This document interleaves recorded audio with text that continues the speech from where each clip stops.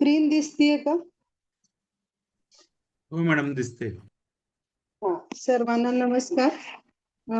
तर आपण मराठी व्याकरणातील आज पुढचा घटक घेणार आहोत. माझ्या घटकाचं आजचं नाव आहे विभक्ती. तर विभक्ती हा टीईटी परीक्षेच्या संदर्भाने अतिशय महत्वाचा घटक आहे. 1 ते 2 गुण या विभक्ती घटकावर टीईटी परीक्षेमध्ये आजपर्यंतच्या प्रत्येक प्रश्नपत्रिकेमध्ये आलेलाच आहे.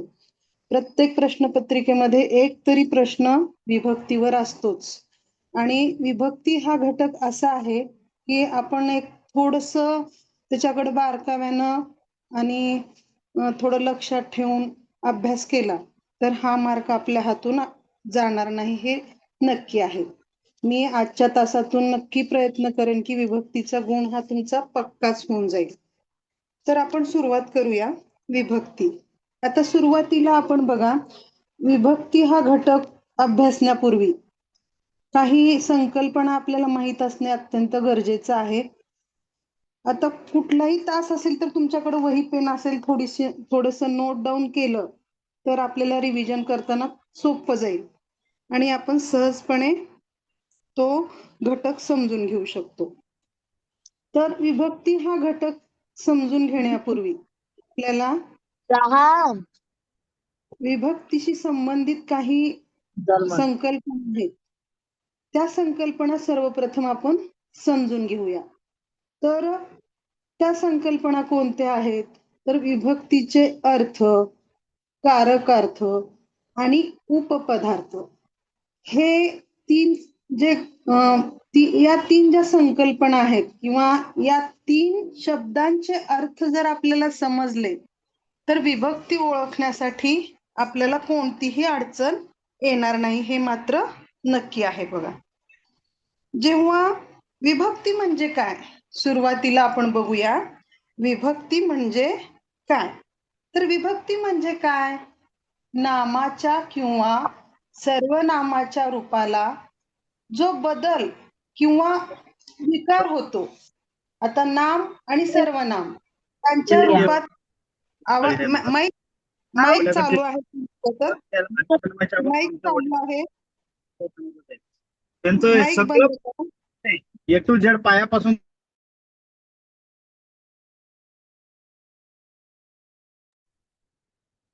मॅडम एक मिनिट, एकच मिनिट.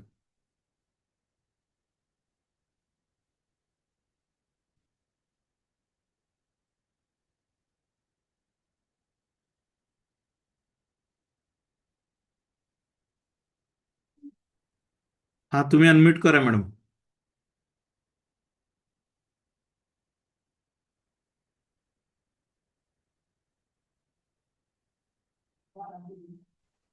आता येतो आवाज? हा, येतो मॅडम, बोला आता. हा, तर नामाच्या किंवा सर्वनामाच्या रूपात जो बदल किंवा विकार केला जातो किंवा वाक्याच्या अर्थानुसार तो विकार होतो त्याला विभक्ती असे म्हणतात. म्हणजे नाम आणि सर्वनाम या ठिकाणी महत्वाचं आहे आणि त्या वाक्यातील क्रिया सुद्धा या ठिकाणी महत्वाची आहे, पण विभक्ती नामाच्या किंवा सर्वनामाच्या रूपाला लागते. आता उदाहरण बघा, नदीच्या डोहात रामाने उडी मारली. अगदी सोप्या शब्दात आपण समजून घेऊया. बघा, नदीच्या डोहात रामाने उडी मारली. आता हे एक वाक्य आहे. तर नदीच्या डोहात रामाने, आता या ठिकाणी ने ही विभक्ती आहे. बघा, रामाने, राम हे नाम आहे आणि त्या आता च्या तर विभक्ती नाहीये, रामाने, ने ही या ठिकाणी म्हणजे नामाला लागलेली विभक्ती आहे. ने ही विभक्तीची, आता च्या सुद्धा आणि ने सुद्धा हे दोन्ही विभक्तीचे रूप आहेत. नदीला लागलेली विभक्ती कोणती आहे? च्या. आणि रामाला, राम या नामाला लागलेली विभक्ती कोणती आहे? तर ने. म्हणजेच नदीच्या डोहात रामाने उडी मारली या वाक्यात दोन ठिकाणी विभक्ती आहे, दोन्ही नामाला लागलेली आहे, नदी आणि राम. म्हणजे नामानंतर जी विभक्ती म्हणजेच प्रत्यय लागलेला असतो त्या आपण काय म्हणतो? विभक्ती. मग या विभक्तीचे प्रकार सुद्धा पडतात. आणि बघा, एखाद्या शब्दाचं जेव्हा सामान्य रूप होतं तेव्हा त्याला जेव्हा विभक्ती प्रत्यय लागतोय एखाद्या शब्दाला, एखाद्या धातूला जेव्हा प्रत्यय लागतो तेव्हा त्या शब्दाचे, त्या धातूचे काय होते? सामान्य रूप होते. मग बघा, नाम सर्वनाम, नाम सर्वनाम त्याला लागलेला प्रत्यय, नाम सर्वनाम त्याला लागलेला प्रत्यय, आणि या प्रत्ययामुळेच आपला वाक्यात सर्वनामाशी चा किंवा नामाचा संबंध हा क्रियापदाशी येतो. रामाने उडी, बघा, रामाने उडी, उडी मारणे हे क्रियापद आहे, पण ने या शब्दामुळे काय होतं? तर नाम सर्वनाम आणि क्रियापद, बघा, नाम सर्वनाम आणि क्रियापद यांना जोडणारा जो शब्द असतो, यांना जोडणारा जो शब्द असतो किंवा प्रत्यय असतो, त्या प्रत्ययाला आपण काय म्हणतो? विभक्ती असे म्हणतो. बघा, नाम आणि क्रियापद यांच्यातील संबंध आपल्याला कोणामुळे कळतो? तर या प्रत्ययामुळे कळतो, आणि त्या प्रत्ययाला आपण काय म्हणतो? विभक्ती म्हणतो. बघा, मूळ शब्द, एखाद्या वाक्यातील मूळ शब्द असतो आणि त्या मूळ शब्दाला प्रत्यय येतो, आणि मूळ शब्द आणि प्रत्यय मिळून काय तयार होते? विभक्ती तयार होते. बघा, राम या शब्दाला ने ही विभक्ती लागली, त्यामुळे रामाने उडी मारली. येथे या वाक्यामध्ये ने हा विभक्तीचा प्रत्यय आहे. लक्षात आलं सगळ्यांच्या? बघा, आता विभक्तीचा प्रत्यय आपल्याला समजला. आता बघा, विभक्तीचे अर्थ आपल्याला बघायचे. आता विभक्तीचे अर्थ बघायचे. विभक्तीच्या रूपामुळे वाक्यातील शब्दामधील जे संबंध जोडले जातात, बघा, विभक्तीच्या रूपामुळे वाक्यातील शब्दामधील जे संबंध जोडले जातात त्यांना विभक्तीचे अर्थ असे म्हणतात. म्हणजे विभक्तीमुळेच वाक्यातील प्रत्येक शब्द हा एकमेकांना जोडलेला जातो. मग हे जे संबंध आहेत त्या संबंधांच्या अर्थांना कारकार्थ किंवा उपपदार्थ, सुरुवातीला मी सुरुवातीपासूनच बघा, मी शिकवत असताना दोन या संकल्पनेमधील कुठल्याही, म्हणजे त्याला एकमेकाशी संबंधित असलेल्या दोन संकल्पना घेते आणि त्यांच्या एकमेकावर अवलंबून असलेल्या फरकांवर किंवा साम्यांवर आपण लक्षात ठेवतोय. तर आता हे जे विभक्तीचे अर्थ आहेत ते कशामुळे कळतात? तर वाक्यामधील जे शब्द आहेत ते शब्द एकमेकांना जोडले जातात, त्यातून अर्थ निर्माण होतो, आणि या जोडण्याचा काम करणाऱ्या प्रत्ययाला आपण विभक्ती म्हणतो. आणि यावरनं आपल्याला विभक्तीचे अर्थ समजतात. मग ते अर्थ कोणते आहेत? कारकार्थ आहे आणि उपपदार्थ आहे. आता कारकार्थ आणि उपपदार्थ या दोन्हीचा सहसंबंध आपण बघणार आहोत. आता कारकार्थ म्हणजे काय? बघा, हे कारकार्थ, उपपदार्थ हे जे आहे मॅडम हे आपल्याला, हॅलो, हा बोला सर. मॅडम, ते स्लाइड जे आहेत ना, मूव नाही होत मॅडम, पुढचं स्लाइड. हा आता हा, कारकार्थ चालू आहे सर. कारकार्थ म्हणजे काय आहेच आहे. आता विभक्ती म्हणजे काय झालंय, आता आपण दिसते ना स्लाइड माझी व्यवस्थित? हा दिसते, पहिली स्लाइड आहे मॅडम. हा, पहिलीच आहे. आता कारकार्थ म्हणजे काय बघतोय आपण. आता कारकार्थ जो आहे, कारकार्थ म्हणजे काय आहे? नाम, बरं, तर थोडं आता कारकार्थ आणि उपपदार्थ यांचा एकत्र आपण अभ्यास करणार आहोत. कारण कारकार्थ आणि उपपदार्थ यांच्या संकल्पना स्पष्टीकरणामुळेच आपल्याला काय होणार आहे? विभक्तीचा प्रकार ओळखण्यास मदत होणार आहे. आता मग आपण विभक्ती म्हणजे काय बघितलंय, आता कारकार्थ म्हणजे काय बघणार आहोत. कारकार्थ म्हणजे काय आहे? नाम किंवा सर्वनाम, नाम किंवा सर्वनाम यांचे क्रियापदाशी जे संबंध असतात त्यांना कारकार्थ म्हणतात. बघा, नाम आणि क्रियापद यांचा थेट संबंध असतो का? मग त्या दोघांमधला संबंध सांगणारा जो अर्थ पूर्ण करण्यासाठी जी विभक्ती येते त्याच्यामुळे तो अर्थ पूर्ण होतो, त्यास आपण काय म्हणतो? कारकार्थ. बघा अजून एकदा सांगते मी. नाम किंवा सर्वनाम, नाम किंवा सर्वनाम, नाम किंवा सर्वनाम यांचे क्रियापदाशी जे संबंध असतात त्यांना आपण काय म्हणतो? कारकार्थ असे म्हणतो. मग हा जो कारकार्थ आहे आपल्याला तो विभक्तीमुळे समजतो. आता उपपदार्थ काय आहे? क्रियापदाशिवाय, बघा, क्रियापदाशिवाय इतर शब्दांशी असलेल्या संबंधांना आपण काय म्हणतो? उपपदार्थ. म्हणजे नाम आणि क्रियापद यांच्याशी संबंध असणारा अर्थ तो कारकार्थ, आणि क्रियापदाशिवाय इतर शब्दांचा जो नामाशी किंवा सर्वनामाशी संबंध असतो, किंवा क्रियापद आणि तो इतर शब्द, म्हणजे क्रियापद आणि इतर शब्द, नाम किंवा सर्वनाम आणि इतर शब्द ह्यांचा संबंधांचा अर्थ जेव्हा समजतो तेव्हा त्याला आपण काय म्हणतो? उपपदार्थ. परंतु कारकार्थ म्हणजे काय? फक्त नाम आणि क्रियापद यांच्यामधील संबंध आपल्याला समजणार आहे. दोन्ही मधला फरक समजला का? लक्षात आलं का? कारकार्थ म्हणजे काय? नाम आणि क्रियापद यांच्यामधील संबंध सांगणारा अर्थ म्हणजेच कारकार्थ. आणि उपपदार्थ म्हणजे काय? क्रियापदाशिवाय इतर शब्द आणि म्हणजे नाम आणि इतर शब्द आणि क्रियापद इतर शब्द यांच्यामधील जे संबंध आपल्याला समजतात. आता काही ठिकाणी ठिकाणाचा बोध होतो, अशा वेळेस आपण त्याला काय म्हणतो? तर उपपदार्थ म्हणतो. हे आपल्या लक्षात आलं आहे. तर यावरनच आपण काय करणार आहोत? तर यावरनं आपण पुढील विभक्तींचे विभक्ती ओळखण्यासाठी याचा उपयोग करणार आहे. तर आपण बघा या ठिकाणी आमचा सोन्या घराच्या अंगणात खेळायचा, या ठिकाणी हे एक उदाहरण आहे. कारकार्थ आणि उपपदार्थ यातील भेद समजून घेण्यासाठी आपण हे उदाहरण बघूया. आमचा सोन्या घराच्या अंगणात खेळायचा.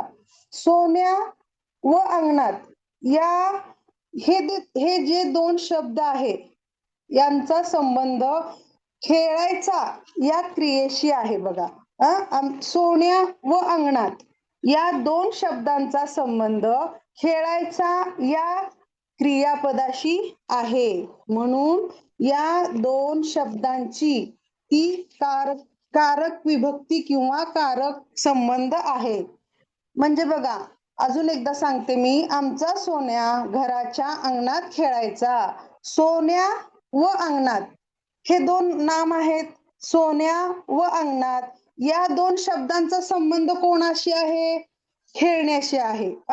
तर ही जी खेळण्याची क्रिया आहे, ही जी खेळण्याची क्रिया आहे, त्या क्रियेचा संबंध कशाशी आहे? सोन्याशी आणि अंगणाशी आहे. म्हणून ही काय आहे? कारक विभक्ती आहे. म्हणजे कारक संबंध दर्शवणारी ही विभक्ती आहे. आता आमचा, घराच्या या दोन शब्दांचा संबंध क्रियापदाशी नसून अनुक्रमे सोन्या व अंगणात, बघा, आमचा आणि घरच्या हे जे दोन शब्द आहेत, आमच्या आणि घरच्या हे जे दोन शब्द आहेत, या दोन शब्दांचा संबंध क्रियापदाशी नाहीये, तर अनुक्रमे तो कशाशी आहे? सोन्या व अंगणात. म्हणजे आमचा या शब्दाचा संबंध सोन्याशी आहे आणि घराच्या या शब्दाचा संबंध अंगणात, याप्रमाणे असल्यामुळे या दोन उपपदांकडे जेव्हा आपण बघतो तेव्हा त्यांचा उपपद संबंध काय असतो? उपपद विभक्ती असतो. कळालं का? म्हणजे उपपदार्थ आणि कारक पदार्थ यातील तुम्हाला कारकार्थ आणि उपपदार्थ यातील अर्थ समजला का? कारक अर्थ म्हणजे काय? नामाचा संबंध डायरेक्ट कशाशी येतो? क्रियापदाशी येतो. आणि उपपदार्थ मध्ये वाक्यातील इतर शब्दांचा संबंध इतर शब्दांशी येतो. समजलं का? हे समजलं का? समजलं नाहीये का? समजलं किंवा नाही? काहीतरी कमेंट करा. समजले का? नाही? समजलं. हा, म्हणजे कारक म्हणजे समजलं. मग आपण आता हा, ठीक, नाही समजलं. बरं, अजून एकदा बघा, मी सांगते. वाक्यातील कारकार्थ कसा ओळखायचा आणि उपपदार्थ कसा ओळखायचा. हा, तर कारकार्थ म्हणजे काय? आता हे जे वाक्य आहे, आमचा सोन्या घराच्या अंगणात खेळायचा. सोन्या व अंगणात हे वाक्यातील नाम आहेत. सोन्या आणि अंगणात हे वाक्यातील नाम आहेत. आणि त्या दोन नामांचा संबंध कशाशी आहे? खेळण्याच्या क्रियेशी आहे. खेळणे हे ह्या वाक्यातील काय आहे? खेळणे हे या वाक्यातील काय आहे?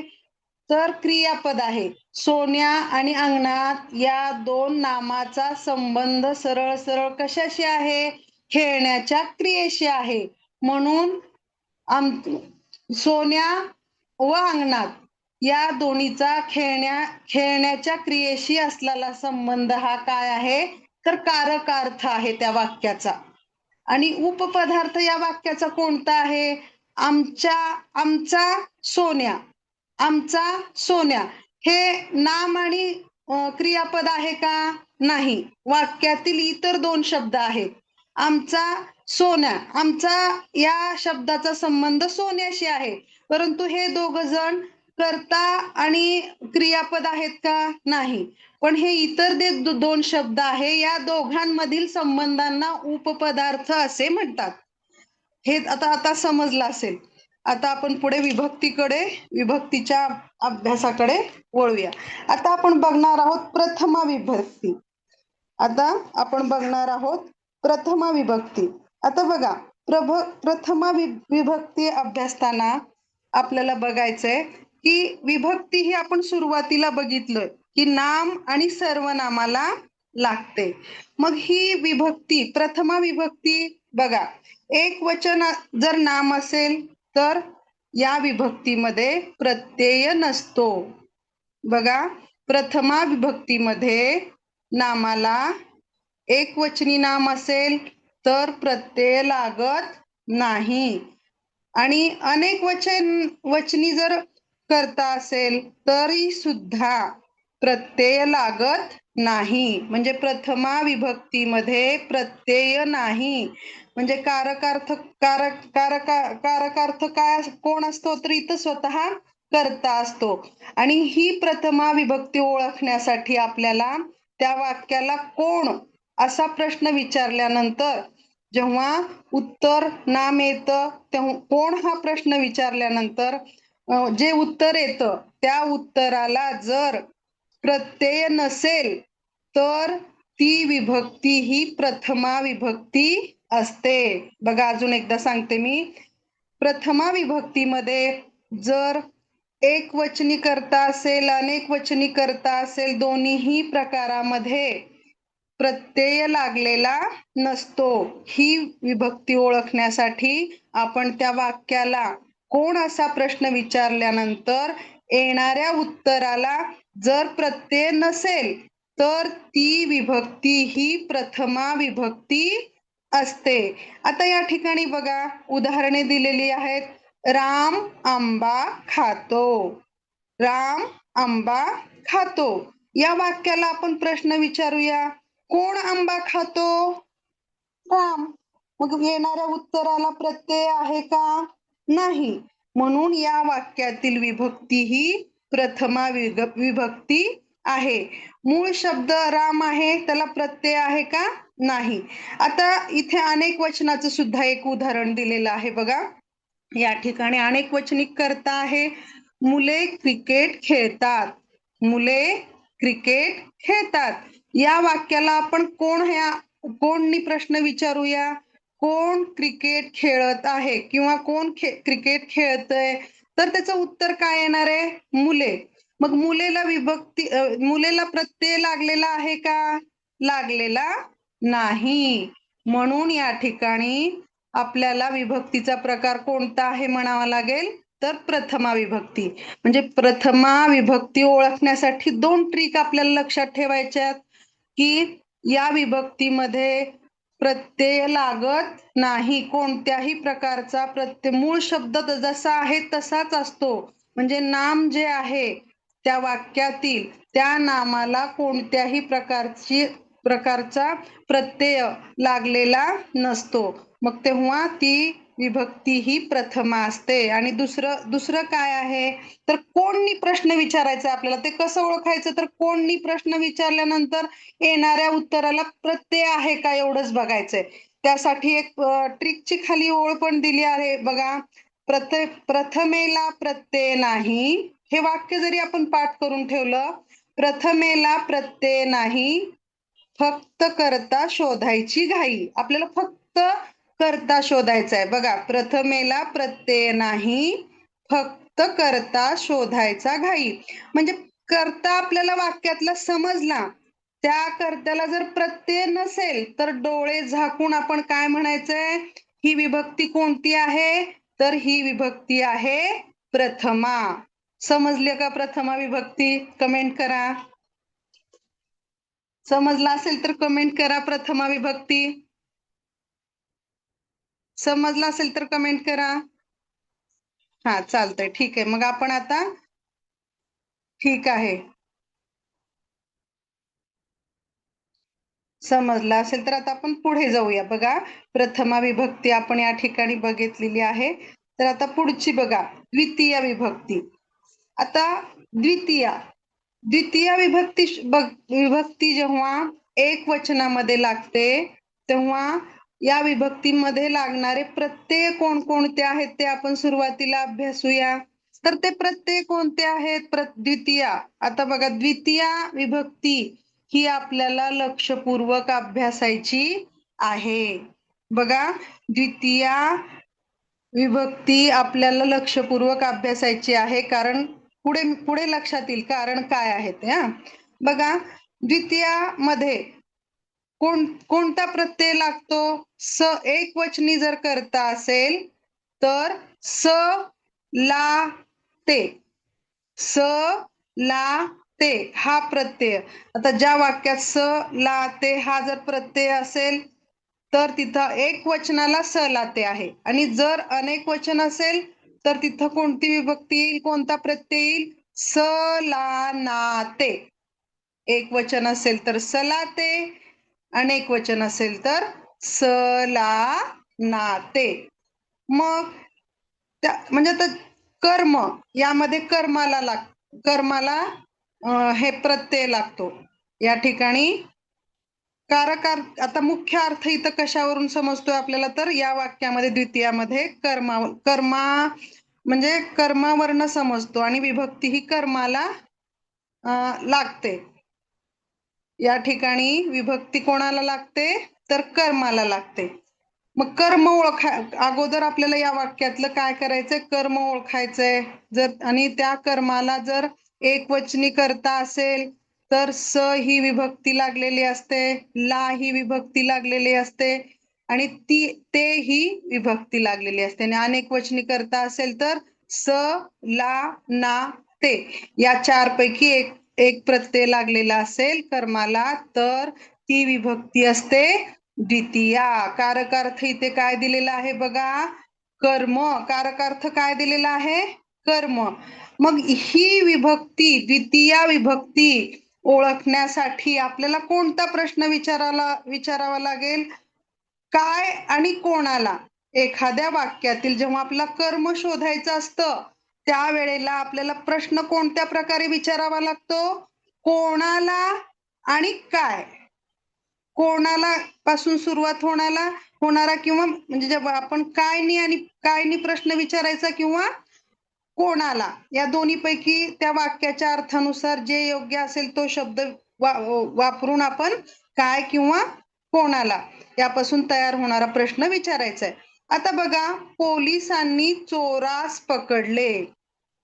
आता इथं बघा, कोण विचारायचं नाहीये. जर कोण विचारलं तर आता इथं आपण प्रथम आहे का बघू. आता प्रथम आहे का नाही हे कसं कळणार आहे आपल्याला? बघा, कोण आपण प्रथमा विभक्तीमध्ये प्रश्न कोणत्या शब्दाने विचारणार होतो एकदा कमेंट करा बरं.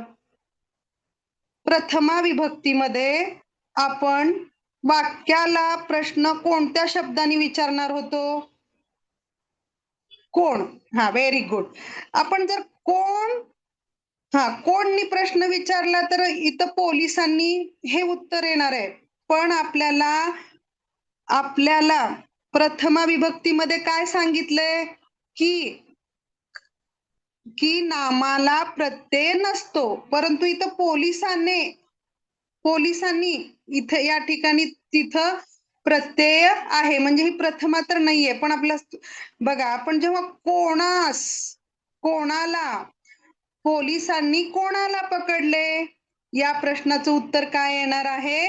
चोरास. म्हणजे कर्म इथं काय आहे? पकडण्याची क्रिया कोणावर घडलेली आहे? तर पकडण्याची क्रिया ही चोरावर घडलेली आहे. म्हणजे या वाक्यातील कर्म कोण आहे? तर चोर. मग या कर्माला कोणती विभक्ती लागली आहे इथं? स. मग आता इथं आपण आहे बघा, पोलिसांनी अनेक वचन आहे, मग स ला ना ते म्हणजे स आहेच आहे. मग कर्माला कोणता प्रत्यय लागलाय? स. म्हणून या ठिकाणी चोरास या शब्दामध्ये कोणती विभक्ती आहे?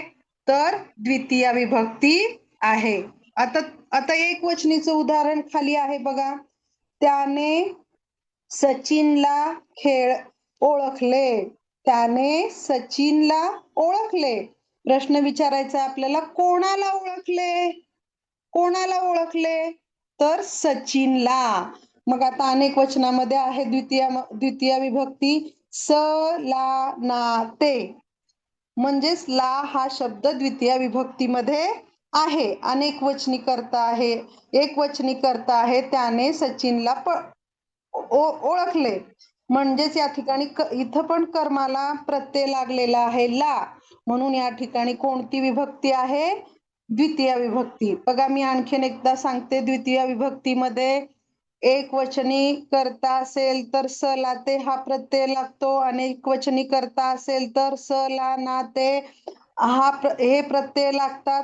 आणि यामध्ये कारकार्थ म्हणजे अर्थ कारकार्थ, आता पकडण्याची क्रिया ज्याच्यावर घडलीये तो चोर आहे, म्हणजे कर्माला या द्वितीय विभक्तीमध्ये कर्माला प्रत्यय लागलेला असतो. आपल्याला हे ओळखण्यासाठी अत्यंत महत्वाचं आहे की द्वितीय विभक्तीमध्ये कारकार्थ काय असतो? तर कर्म असतो. आणि द्वितीय विभक्ती ओळखण्यासाठी आपल्याला प्रश्न कोणत्या शब्दांनी विचारायचा त्या वाक्याला? तर कोणाला आणि काय या शब्दांनी आपल्याला प्रश्न विचारायचा आहे. बघा, मग आता यासाठी ट्रिक काय आहे? स ला ते ना कर्मावर क्रिया घडताना. बघा किती छान वाक्य आहे. स ला ते ना कर्मावर क्रिया घडताना. हे जरी आपण लक्षात ठेवलं की कर्मावर क्रिया घडताना, म्हणजे या ठिकाणी कर्म अतिशय महत्वाचे आहे. द्वितीय विभक्तीमध्ये कर्म अतिशय महत्वाचे आहे.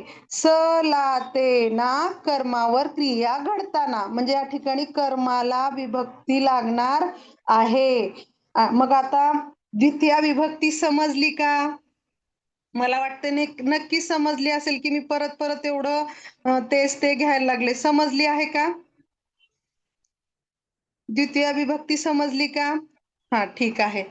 समजली म्हणजे समजली. बघा, अजून काही अडचण असेल तर सांगा. परत मी अजून एकदा सांगते. म्हणजे परत आपल्याला मला तर असं वाटतं की आपण जर 2-3 वेळा असं जर घेतलं, एका विभक्तीचं 2-3 वेळा रिव्हिजन करून घेतलं तर आपलं परत हे अभ्यासाची सुद्धा गरज नाही.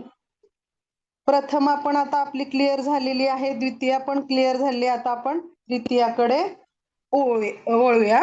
बघा, आता तृतीय विभक्ती अभ्यासताना आपण परत बघूया. एक वचनाला काय प्रत्यय असणार आहे? तर ने, ए आणि शी. एक वचनासाठी कोणता प्रत्यय असणार आहे? ने, ए आणि शी. आणि अनेक वचनासाठी काय प्रत्यय असणार आहे तर नी, ई आणि शी. बघा, एक वचनासाठी ने, ए, शी, अनेक वचनासाठी नी, ही, ई, शी. या प्रकारे आपण लक्षात ठेवायचंय. आता कारकार्थ. आता या ठिकाणी बघा, आता सुरुवातीला काय होतं, कर्ता होतं प्रथमामध्ये. द्वितीयामध्ये कर्म महत्वाचं होतं. कारकार्थ त्या हे कारकार्थ लक्षात ठेवणं फार गरजेचं आहे. त्यावरनं आपल्याला समजणार आहे की या प्रकारामध्ये विभक्ती किंवा प्रत्यय कोणत्या शब्दाला लागणार आहे आणि ते कोणत्या शब्दाला लागलेलं आहे यावरनच आपण विभक्ती पटकन ओळखू शकतो. प्रथमा म्हणलं की कर्ता आपल्या डोक्यात आला पाहिजे. द्वितीया म्हणलं की कर्म आपल्या डोक्यात आलं पाहिजे. जर आपल्याला समजलं तर ते सला, ते सला, ना, ते हे प्रत्यय सुद्धा लक्षात ठेवण्याची गरज नाहीये आपल्याला. फक्त कारकार्थ जर आपल्याला त्या विभक्तीचा लक्षात राहिला किंवा समजला तर आपण सहजपणे विभक्ती ओळखू शकतो. प्रथमामध्ये कर्ता, कारकार्थ म्हणजे कर्त्याला प्रत्यय लागणार. प्रथमा विभक्तीमध्ये कर्ता महत्वाचा आहे. तिथं प्रत्यय तर नाहीच आहे प्रथमामध्ये, पण आपल्याला कोणी प्रश्न विचारायचा आहे, उत्तर आल्यानंतर त्या उत्तराला प्रत्यय नसला पाहिजे. द्वितीयामध्ये कर्म महत्वाचं आहे. आपण कर्म ओळखलं आणि कर्माला प्रत्यय असेल तर एक वचनासाठी, आणि एक वचनासाठी काय आहे, सलाते आहे, अनेक वचनासाठी सलानाते आहे, आणि हे कर्माला येणारे प्रत्यय आहेत. म्हणजे द्वितीयामधला कारकार्थ काय आहे तर कर्म आहे. आता याचप्रमाणे तृतीयेचं काय कारकार्थ आहे, करण आणि साधन. म्हणजे एखादी क्रिया घडत आहे, ती क्रिया पूर्ण होण्यासाठी काहीतरी साधन आहे. त्या साधनाला जेव्हा ने, ए, शी हे प्रत्यय असतील किंवा अनेक वचनी करता असताना नी, ही, ई, शी हे प्रत्यय कोणाला असणार आहेत तर त्या साधनाला, म्हणजे वाक्यातील क्रिया पूर्ण होण्यासाठी जे साधन वापरलं आहे, वाक्यातील क्रिया पूर्ण होण्यासाठी जे साधन वापरलेलं आहे त्या साधनाला जेव्हा प्रत्यय लागतो तेव्हा तृतीया विभक्ती असते. बघा, या ठिकाणी उदाहरण दिलेले आहेत. आई चाकूने सफरचंद कापते. कर्ता आई आहे, कापण्याची क्रिया घडतीये, सफरचंदावर घडतीये, पण त्याचं साधन काय आहे, ही कापण्याची क्रिया कोणावर घडती आहे, सफरचंदावर. हे कर्म झालं, परंतु सफरचंदावर क्रिया कापण्याची घडण्यासाठी एक साधन आहे, तर ते साधन आहे चाकू. आणि चाकू या साधनाला ने हा प्रत्यय आलेला आहे, म्हणून या ठिकाणी तृतीय विभक्ती आहे. त्यानंतर दुसरं उदाहरण आहे बघा, तो विमानाने गावी गेला. तो विमानाने गावी गेला. आता सर्वनाम इथे तो आहे आणि गावी गेला जाण्याची क्रिया घडत आहे, घडलेली आहे, पण त्यासाठी ही जाण्याची क्रिया घडण्यासाठी साधन कोणतं आहे तर विमान. आणि विमानाला ने हा प्रत्यय लागलेला आहे.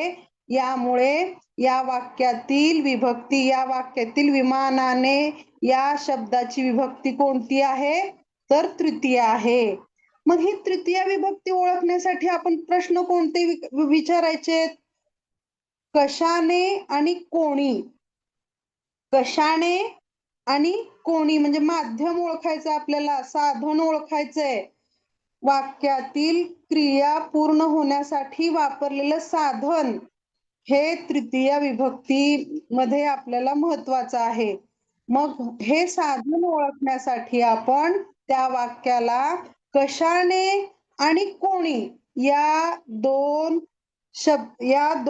शब्दांपासून तयार होणारे प्रश्न विचारायचे. आता बघा, आई चाकूने सफरचंद कापते. या वाक्यामध्ये आपण आई सफरचंद कशाने कापते? कशाने हा प्रश्न आला तर चाकूने. हे उत्तर आलं आपलं, म्हणजे साधन समजलं आपल्याला आणि त्याला ने प्रत्यय आहे म्हणून या ठिकाणी तृतीय विभक्ती आहे. त्यानंतर तो विमानाने गावी गेला. तो कशाने गावी गेला? तो विमानाने गावी गेला. या ठिकाणी जाण्याचे क्रिया पूर्ण होण्यासाठी कोणतं साधन वापरलेलं आहे? तर विमान. आणि त्या विमानाला ने हा प्रत्यय लागलेला आहे म्हणून या ठिकाणी तृतीय विभक्ती आहे. बघा, ही विभक्ती लक्षात ठेवण्यासाठी आपण काय ट्रिक वापरणार आहोत? तृतीया म्हणजे साधन. तृतीया म्हणजे साधन ज्याने पूर्ण होते काम. म्हणजेच आता मी सांगितलं, प्रथमामध्ये कर्ता, द्वितीयामध्ये कर्म, तृतीयामध्ये साधन. या गोष्टी आपण अशा लक्षात ठेवत गेलं की विभक्ती आपली अजिबात चुकणार नाही.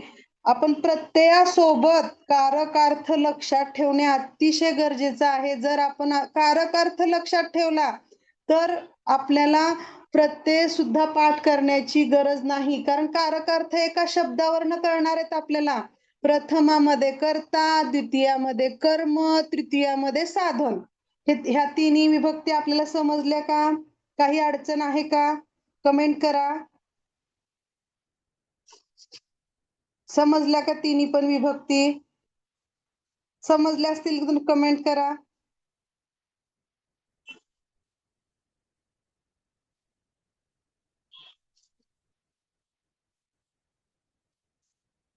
छान, समजले. छान.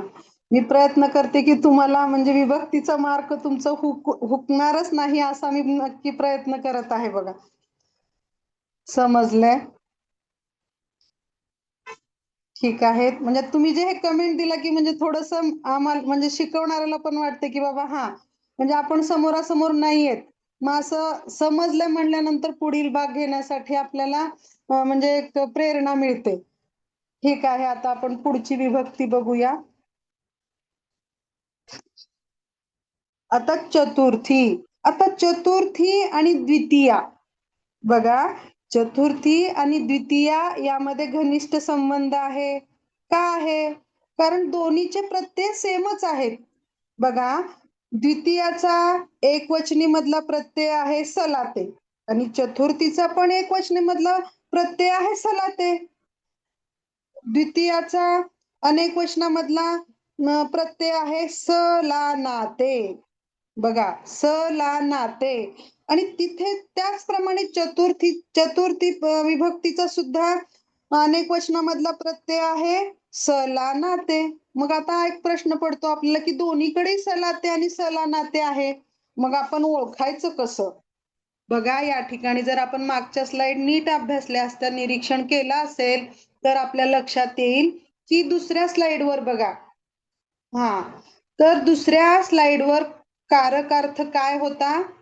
दुसऱ्या स्लाइडवर द्वितीयामध्ये कारकार्थ काय येणार काय होता सांगितले मी? कर्म. त्या ठिकाणी कर्म होतं, परंतु या ठिकाणी काय आहे कारकार्थ? संप्रदान. आता संप्रदान म्हणजे देणे, दान, देण्याची क्रिया. संप्रदान कारकार्थ म्हणजे या कर्त्याचा वाक्यातील क्रियेशी संबंध कशा प्रकारे स्पष्ट होतो? तर त्या वाक्याच्या अर्थात आपल्याला काहीतरी देण्याची क्रिया घडतीये, दान देण्याची क्रिया घडतीये असं जेव्हा लक्षात येतं तेव्हाच ती विभक्ती असते चतुर्थी. लक्षात आलं? जेव्हा कर्मालाच प्रत्यय असतो पण देण्याची क्रिया घडत आहे, हे जेव्हा दान देण्याची किंवा काही पण देण्याची जेव्हा क्रिया घडत असते तेव्हा त्या ठिकाणी चतुर्थी विभक्ती असते. हे आपल्या लक्षात आलं पाहिजे. म्हणजे द्वितीय आणि चतुर्थीचे जरी प्रत्यय सारखे असले तरी दोन्ही मधला कारकार्थ मात्र नक्कीच वेगळा आहे. तिथे फक्त कर्माला प्रत्यय लागणार होते, या ठिकाणी कर्माला प्रत्यय जरी लागला असला तर त्यातून वाक्याचा अर्थ हा दान देण्याची क्रिया आपल्या समोर येते. आपल्याला बघा, उदाहरणावरूनच कळतंय आपल्याला. कर्णाने इंद्राला कवच कुंडले दिली. दान हा शब्द इथे आलेला नाही, पण आपल्याला लक्षात येतं की या वाक्याच्या अर्थावरनं आपल्याला समजतं की कर्णाने इंद्राला कवच कुंडले दिली. कोणाला दिली? इंद्राला दिली.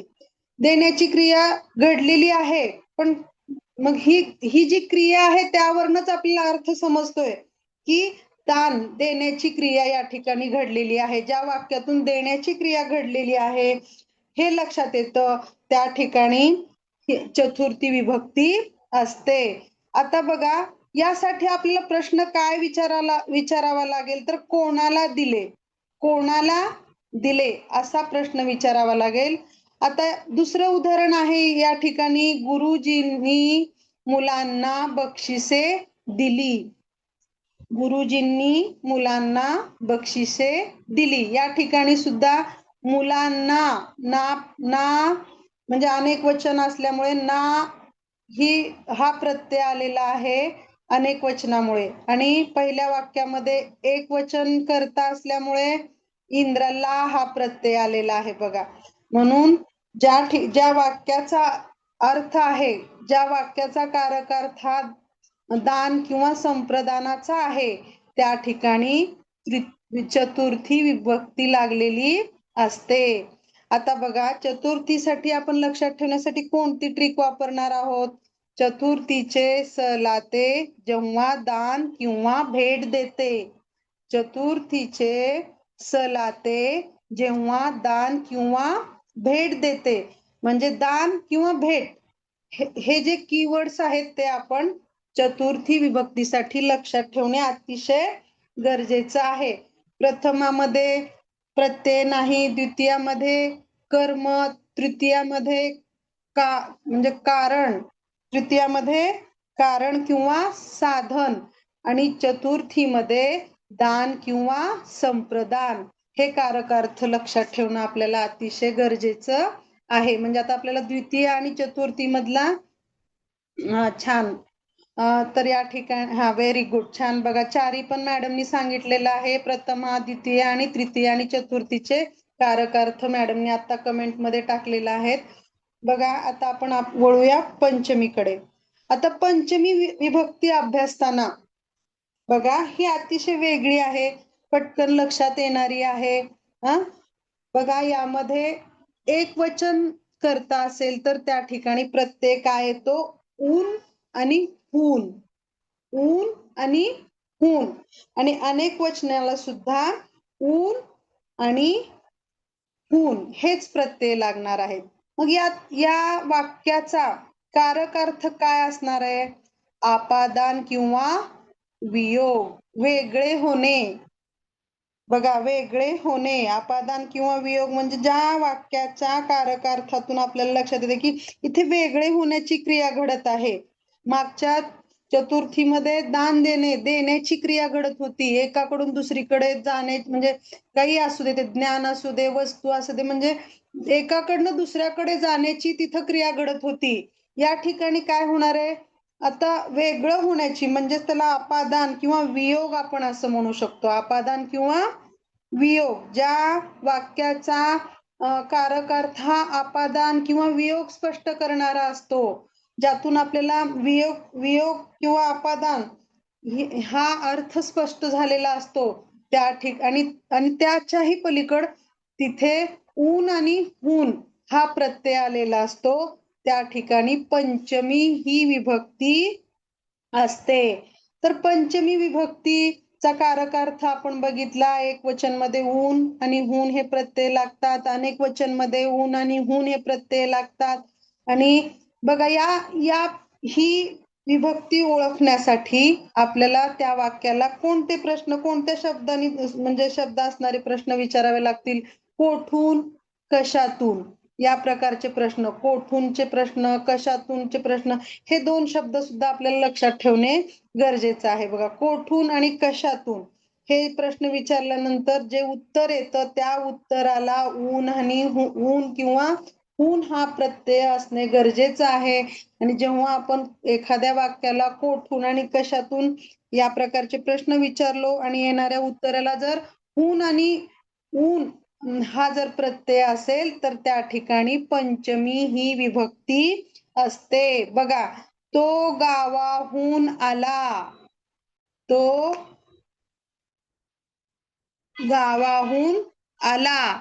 या ठिकाणी गावाहून या ठिकाणी ऊन ही हा प्रत्यय लागलेला आहे. आणि प्रश्न विचारला आपण त्या वाक्याला, तो कोठून आला, तो गावाहून आला. आता गावाहून मध्ये ऊन हा प्रत्यय आलेला आहे, म्हणून ही विभक्ती ही पंचमी आहे. आता दुसरं वाक्य आहे, झाडावरून फळ पडले. फळ कोठून पडले? फळ झाडावरून पडले, वरून.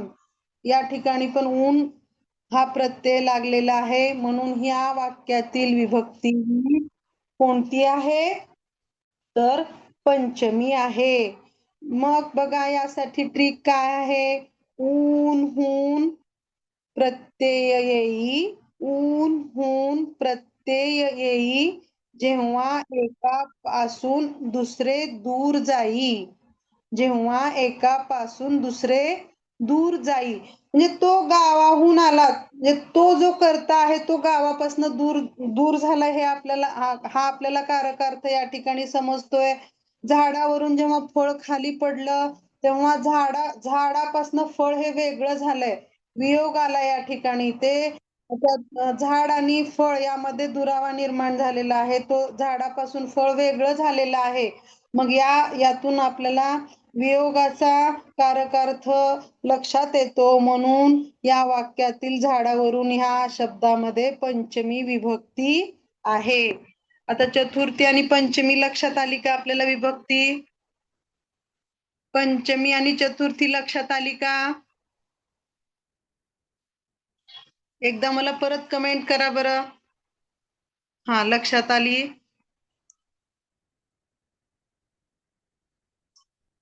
आली लक्षात. पंचमी, आता आपण प्रथमा बघितली, द्वितीया बघितली, तृतीया, चतुर्थी आणि पंचमी पर्यंत आपण आलेलो आहोत. एकदा मी रिव्हिजन घेते. प्रथमामध्ये कर्ता, द्वितीयामध्ये कारकार्थ कोण असतो तर कर्म, या ठिकाणी कर्माला प्रत्यय असतो. आणि तृतीयामध्ये काय असतं तर कारकार्थ हा साधन असतं, म्हणजे एखादी क्रिया पूर्ण होण्यासाठी जे साधन वापरलेलं असतं त्या साधनाला जेव्हा न येशी किंवा नि ही येशी हा प्रत्यय लागलेला असतो तेव्हा तृतीया असते. म्हणजे बघा, प्रथमामध्ये कर्ता, द्वितीयामध्ये कर्म, तृतीयामध्ये करण किंवा साधन, आणि चतुर्थीमध्ये संप्रदान म्हणजे दान देण्याची क्रिया, आणि पंचमीमध्ये अपादान किंवा वियोग. हे कारकार्थ अनुक्रमे 1 ते 5 आहेत. आता आपण पुढील विभक्ती बघूया, षष्ठी. पुढील विभक्ती कोणती आहे तर षष्ठी. बघा, षष्ठी विभक्ती बघताना आपल्याला काय कोणते प्रत्यय येणार आहेत? बघा, चा, ची, चे. एक वचनी करता असेल तर त्या ठिकाणी चा, ची, चे हे प्रत्यय येणार आहेत. आणि अनेक वचनीसाठी काय येणार आहे तर चे, च्या, ची. चे, च्या, ची अनेक वचनीमध्ये वाक्यामध्ये अनेक वचनामध्ये चे, च्या, ची, आणि एक वचनीमध्ये चा, ची, चे. आता या ठिकाणी कारकार्थ काय आहे तर संबंध आहे, मालकी किंवा संबंध. बघा, म्हणजे त्या वाक्यामध्ये मुख्य अर्थ काय असतो तर संबंध तिथे दाखवलेले असतात. म्हणजे कर्ता आणि इतर महत्वाचा शब्द त्या वाक्यातील, त्या दोघांमधील संबंध आपल्याला लक्षात येतात. हे या दोघांमध्ये काय नातं आहे, या दोघांमध्ये काय संबंध आहे, हे जेव्हा वाक्यातून आपल्याला समजतं तेव्हा षष्ठी ही विभक्ती असते. बघा, कारकार्थामध्ये आपला संबंध लक्षात ठेवायचा आहे. आता उदाहरण आहे इथे, हा माझा भाऊ आहे. हा माझा भाऊ आहे. आता भाऊ आणि सर्वनाम हा म्हणजे ते भावासाठीच वापरलेलं आहे. सर्वनाम हा माझा भाऊ आहे. तर मग संबंध कोणाशी आहे तर माझ्याशी आहे. म्हणजे हा संबंध कोणाशी आहे? माझ्याशी आहे. मग या ठिकाणी हा माझा भाऊ आहे या वाक्यामध्ये झा म्हणजे आचा प्रत्यय लागलेला आहे. म्हणून या ठिकाणी कोणती विभक्ती आहे? संबंध स्पष्ट होतो म्हणून या ठिकाणी षष्ठी विभक्ती आहे. त्यानंतर रामाचा बाण अचूक होता. रामाचा बाण अचूक होता. कोणाचा बाण अचूक होता? तर रामाचा बाण अचूक होता. म्हणजे हा जो बाण आहे तो कोणाचा आहे? तर रामाचा आहे. बाण कोणाचा आहे? रामाचा. आणि या ठिकाणी प्रत्यय काय आलेला आहे? चा. म्हणून या ठिकाणी षष्ठी ही विभक्ती आहे. बघा, या ही विभक्ती ओळखण्यासाठी आपल्याला त्या वाक्याला कोणाचा, कोणाची, कोणाचे या प्रकारचे प्रश्न विचारल्यानंतर जे उत्तर येतं त्या उत्तराला चा, ची, चे किंवा चे, च्या, ची हे प्रत्यय लागलेले असतात. आता यासाठी ट्रिक काय वापरलेली आहे बघा. चा, ची, चे, ची जोडी मालकी आणि संबंधांची गोडी. चा, ची, चे, ची जोडी मालकी आणि संबंधाची गोडी. यावरनं आपल्याला मालकी किंवा संबंध ज्या वाक्याचा कारकार्थ असतो त्या ठिकाणी षष्ठी ही विभक्ती असते. बघा, यानंतर सप्तमी विभक्ती. सप्तमी आणि अष्टमी. आता ह्या दोनच विभक्ती आता आपल्याला अभ्यासाच्या राहिलेल्या आहेत.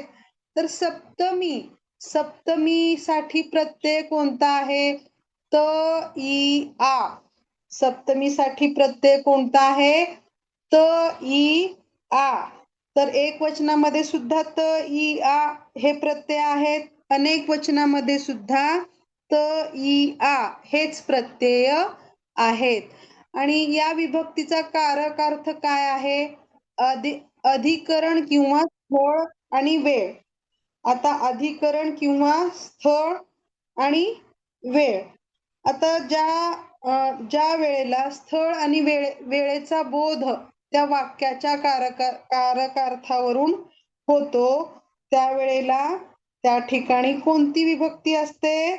तर त्या ठिकाणी ही सप्तमी विभक्ती असते. आता जेव्हा कारकार्थामध्ये आपल्याला एखाद्या वेळेचा किंवा स्थळाचा बोध होतो त्यावेळेला त्या ठिकाणी कोणती असते? तर त्या ठिकाणी सप्तमी विभक्ती आलेली असते. उदाहरण काय दिलेलं आहे बघा. तो घरात आहे. घरात या ठिकाणी स्थळाचा बोध होतो. घरात या ठिकाणी स्थळाचा बोध होतो म्हणून या ठिकाणी आलेली विभक्ती ही सप्तमी विभक्ती आहे. त्यानंतर दुसरं उदाहरण बघा. ती सकाळी येईल या वाक्यामध्ये वेळेचा बोध होतो. आता या वाक्याचा कारकार्थ काय आहे तर वेळेचा बोध होतो. जेव्हा स्थळ आणि वेळेचा बोध होतो त्यावेळेला ती विभक्ती ही सप्तमी असते.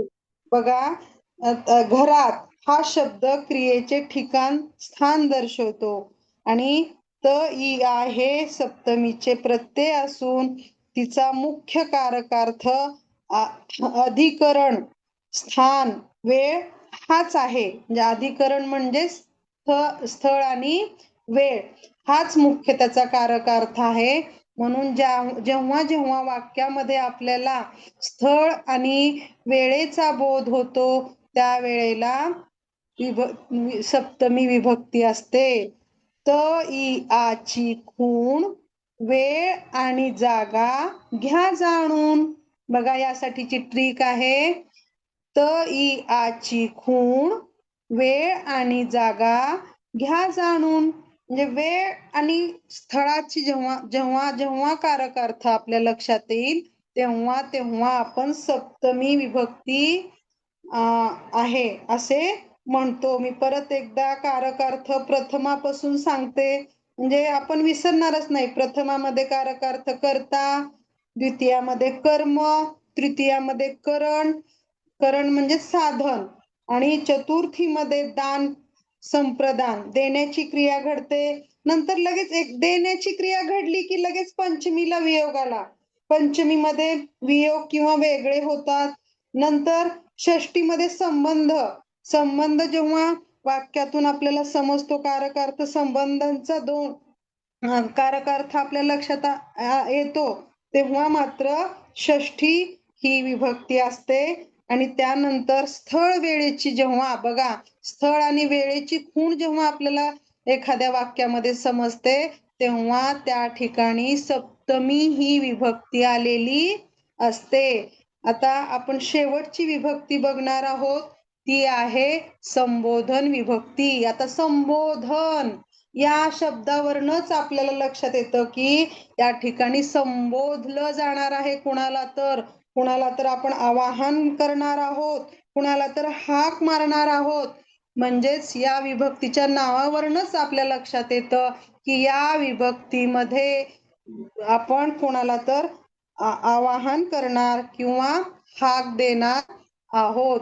बघा या ठिकाणी प्रत्यय असतो का? एक वचनामध्ये संबोधन विभक्तीमध्ये प्रत्यय कोणत्याही प्रकारचा नसतो, परंतु अनेक वचनामध्ये मात्र नो हा प्रत्यय आलेला असतो. बघा प्रथमा विभक्तीमध्ये एक वचनात सुद्धा प्रत्यय नाही आणि अनेक वचनामध्ये सुद्धा प्रत्यय नाही, परंतु संबोधन विभक्तीमध्ये मात्र एक वचनामध्ये प्रत्यय नसतो पण अनेक वचनामध्ये मात्र नो हा प्रत्यय आलेला असतो. कारक अर्थ काय आहे तर हाक मारलेला. आपल्याला ते वाक्य वाचल्यानंतर त्या वाक्याचा कारक अर्थ आपल्या लक्षात येतो की इथे कुणाला तर हाक मारलीये, इथं कुणाला तर आवाहन केलेलं आहे. तेव्हा त्या ठिकाणी आलेली विभक्ती ही कोणती असते तर त्या ठिकाणची विभक्ती ही संबोधन विभक्ती असते. आता उदाहरणे बघूया आपण. मुलांनो शांत बसा. या ठिकाणी आपण संबोधलंय. कोणाला संबोधलंय? मुलांना. कुणाला हाक दिली आपण इथं अनेक वचन आहे म्हणून नो हा प्रत्यय आलेला आहे. बघा मुलांनो शांत बसा, नो प्रत्यय आलेला आहे. आपण संबोधलं आहे, इथे हाक दिलेली आहे मुलाला, म्हणून या ठिकाणची विभक्ती ही संबोधन विभक्ती आहे. दुसऱ्या वाक्यात बघा, अरे देवा हे काय झाले. आता या ठिकाणी आपण संबोधलंय. कोणाला संबोधलंय? देवाला. पण हे एक वचन आहे म्हणून या ठिकाणी प्रत्यय आलेला आहे का? आलेला नाही. पण संबोधलं आहे. या वाक्याचा कारक अर्थ हाक मारण्याचा आहे म्हणून या ठिकाणी आलेली विभक्ती ही संबोधन विभक्ती आहे. तर आपण या अशा प्रकारे बघा 1 ते आपण एकूण 8 विभक्तींचा अभ्यास केलेला आहे. यामध्ये आपण सुरुवातीला बघितलं की विभक्ती म्हणजे काय, नामाच्या किंवा सर्वनामाच्या रूपात जो बदल किंवा विकार होतो त्या विकाराला आपण विभक्ती म्हणतो. आता मग त्या ठिकाणी आपण नदीचं उदाहरण बघितलं. त्यानंतर विभक्तीचे अर्थ बघा. विभक्तीच्या रूपामुळे वाक्यातील जेव्हा शब्दांचा संबंध कळतो त्या ठिकाणी आपल्याला विभक्तीचा अर्थ कळतो आणि त्या अर्थावरनं आपण कारक अर्थ म्हणजे काय, म्हणजे वाक्य आणि क्रियापद यांच्यामधील संबंधावरनं जो अर्थ आपल्या लक्षात येतो त्यास आपण कारक अर्थ म्हणतो. आणि वाक्यातील इतर दोन शब्दांच्या अर्थ संबंधांना आपण उपपदार्थ असे म्हणतो, हे पण बघितलं. त्यानंतर आपण प्रथमा विभक्ती बघितली. प्रथमा विभक्तीमध्ये येणारे एकवचनी मधले प्रत्यय आहेत. प्रत्यय नाही एकवचनी, अनेक वचनी मध्ये पण प्रत्यय नाही. आणि कारक अर्थ हा आहे करता. आपण कोणनी त्या ठिकाणी प्रश्न विचारणार आहोत. द्वितीय विभक्तीमध्ये आपण सला ते एकवचनी मध्ये प्रत्यय बघितला. अनेक वचनी मध्ये सला नाते हा प्रत्यय बघितला. यामध्ये मात्र कारक अर्थ कोण असतो तर कर्म. कर्माला प्रत्यय लागतो. ज्यावर क्रिया घडती आहे त्या वाक्यात त्या कर्माला कर्म हा द्वितीयामध्ये कारक अर्थ असतो. तृतीयामध्ये काय बघितलं आपण साधन. आणि येणारे प्रत्यय कोणते आहेत? एकवचनीमध्ये न येशी आणि अनेक वचनीमध्ये नि ही ईशी. आणि चतुर्थीमध्ये काय बघितलं आपण? परत द्वितीयासारखेच सला ते एकवचनामध्ये प्रत्यय येणार आहेत. अनेक वचनांमध्ये सला नाते हे प्रत्यय येणार आहेत. आणि इथं कारक अर्थ मात्र वाक्याचा दान देण्याचा असणार आहे, संप्रदानाचा असणार आहे. आणि पंचमी विभक्तीमध्ये आपण बघितलं एकवचनीमध्ये ऊन हून हे प्रत्यय येणार आहेत. अनेक वचनीमध्ये ऊन हून हे प्रत्यय येणार आहेत. यामध्ये क्रिया मात्र वियोगाची वेगळे होण्याची घडणार आहे. जेव्हा वाक्यात वियोगाची क्रिया घडेल तेव्हा डोळे झाकून आपण पंचमी ही विभक्ती निवडा, म्हणजे प्रश्न आहे असं ओळखायचंय. षष्टीमध्ये काय आहे तर एकवचनीचे प्रत्यय आहेत चा ची चे.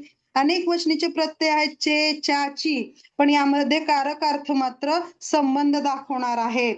म्हणजे वाक्यात कर्ता आणि इतर शब्दाचे संबंध करणार आहेत आपल्याला. ते मालकीचा आहे का तर रामाचा बाण, रामाचा म्हणजे त्या बाणावर कोणाची मालकी आहे? रामाची मालकी आहे. आणि तो माझा भाऊ आहे म्हणजे ते संबंध करणार आहे. भावाभावांचा त्यामध्ये दोघांमध्ये संबंध आहे. संबंध आणि मालकी जेव्हा आपल्याला त्या वाक्याच्या कारक अर्थातून समजते तेव्हा त्या ठिकाणी षष्टी ही विभक्ती असते. सप्तमीमध्ये त इ या हे प्रत्यय एकवचनीमध्ये लागतात. अनेक वचनीमध्ये त इ आ हे प्रत्यय लागतात. या ठिकाणी आपल्याला काय आहे तर कारक अर्थ काय आहे? अधिकरण. अधिकरण म्हणजेच स्थान आणि वेळ. अधिकरण म्हणजेच स्थान आणि वेळ. म्हणजे वाक्याच्या कारक अर्थामध्ये आपल्याला स्थानाचा बोध होतो, वेळेचा बोध होतो. त्यावेळी त्या वाक्यातील विभक्ती ही सप्तमी असते. त्यानंतर आपण शेवटची आठवी विभक्ती बघितलो संबोधन. तर संबोधन मध्ये नक्कीच आपण हाक किंवा आवाहन करणार आहोत. एक वचनीमध्ये या ठिकाणी प्रत्यय नसतो. अनेक वचनीमध्ये फक्त नो हा प्रत्यय तिथे लागलेला असतो. आता समजला का? एवढा भाग समजला असेल तर कमेंट करा. मग आपण थोडस पुढे एक दोन प्रश्न बघूया आणि थांबूया. खूप छान, थँक्यू, धन्यवाद, आभारी आहे. छान. हा म्हणजे तुमचं नक्कीच मला असं वाटतं की विभक्तीवरचा तुमचा मार्क जाणारच नाही. आपण इतके दिवस काय करत होतो? फक्त त्याचे प्रत्ययाच्या मागे लागलेलो होतो. पण जेव्हा आपण एखाद्या वाक्याचा कारक अर्थ लक्षात ठेवतो तेव्हा आपल्याला त्याचे प्रत्यय सुद्धा लक्षात ठेवण्याची गरज नाही. आपण प्रथमा, द्वितीय, चतुर्थी, पंचमी, षष्ठी, सप्तमी आणि अष्टमीचे फक्त तुम्ही कारक अर्थ लक्षात ठेवा. कर्ता, कर्म, करण. त्याप्रमाणे याप्रमाणे आपण पाठच करून 8 शब्द पाठ करायला काही सुद्धा म्हणजे अवघड नाहीये.